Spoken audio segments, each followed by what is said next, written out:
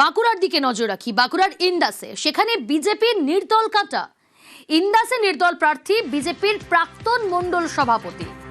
দলের প্রার্থী নিয়ে ক্ষোভ, আর তাই দলের বিরুদ্ধেই লড়াই। ইন্দাসে নির্দল প্রার্থী বিজেপি নেতা নন্দ মণ্ডল। দেবব্রত রয়েছে আমার সঙ্গে। দেবব্রত, এই ঘটনার পর স্থানীয় বিজেপি নেতৃত্বের কি রিয়াকশন? একদমই দেখো, বিজেপি নেতৃত্ব যেটা বলছে এটা তিনি নিজে থেকে দাঁড়াননি, কারণ প্রশাসনের একাংশ এবং তৃণমূল তাকে মদত দিয়েছে, তার জন্যই কিন্তু তিনি নির্দলে দাঁড়িয়েছেন।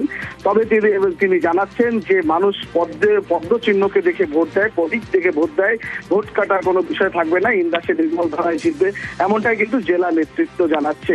তবে তোমাকে জানাবো যে ইন্দাসের বিজেপির পদ্ম এই প্রশ্নটা উঠছে, কারণ 2021 বিধানসভা নির্বাচনে বিজেপির টিকিটে এখানে জয়লাভ করেছিল বিধায়ক নির্মল ধারা, এবং তিনি এলাকায় কাজ করেননি, উন্নয়ন করেননি, এমনটাই কিন্তু দাবি করছে প্রাক্তন মণ্ডল সভাপতি।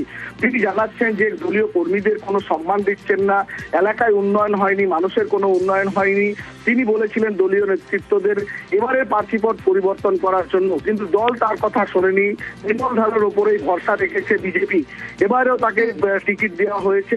তাই তিনি মানুষের উপকারের জন্য, মানুষের কাজের জন্য তিনি নির্দলে দাঁড়িয়েছেন।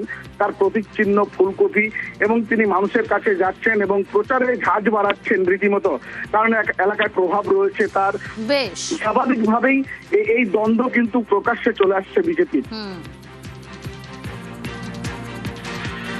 নির্মল ধারাকে জিতাইছিলাম, পুরাতন যে সব বিজেপি কর্মীগুলো কাছে আছে কোনোভাবে পাত্তা দিচ্ছে না, কোনো দিক থেকে সহযোগিতাও করেনি। আর দ্বিতীয়ত হচ্ছে আমাদের পুরাতন কর্মীগুলো সাপোর্ট হয়। আজকে আমি যে প্রাক্তন মণ্ডল সভাপতি ছিল বিজেপির তরফ থেকে, আমাকে সব পুরাতন কর্মীগুলো সাপোর্ট করে আজকে নির্দলীয় প্রার্থী দিয়েছে। তারা যথারীতি সামনে আছে, কে পেছন থেকে খেলছে, উনি তো কিছু কাজ করেনি। এমপি সাহেবকে বলা হয়েছে যে প্রার্থীটা যদি চেঞ্জ করতেন উনি, তাহলে আজকে আমাকে নির্দল হিসাবে দাঁড়াতে হতো না, তা আমাদের কর্মীদেরকেও বিক্ষিপ্ত হয়ে থাকতে হতো না।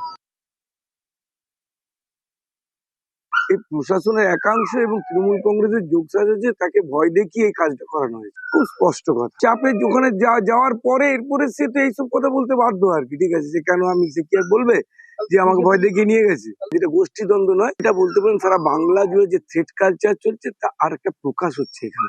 তো আগামী দিনে এই 4 তারিখের পরে এটা থাকবে না। ওই নির্মল ধারা জেতার পরে দেখবেন যে দলের যে কর্মী যে আজকে দাঁড়িয়ে বলছে, সেই প্রকাশ করে ফেলবে যে আসল ঘটনাটা কি।